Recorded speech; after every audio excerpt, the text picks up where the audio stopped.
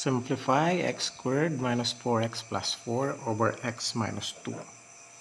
So, bago ka mapunta sa lesson na ito, kailangan ay marunong ka na sa factoring polynomials.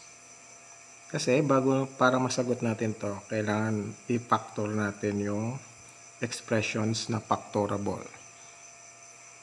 So, yung denominator x minus 2, hindi naman yan factorable. Kaya kopyahin na lang natin.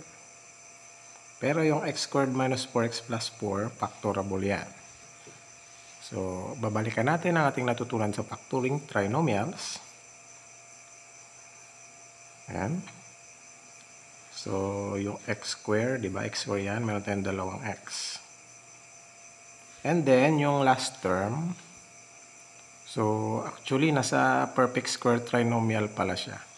So, perfect square ng x squared, perfect square ng 4. So, yan ay 2. Ang square root ng 4 ay 2. Ayan. So, and then minus plus. So, puro minus yung ating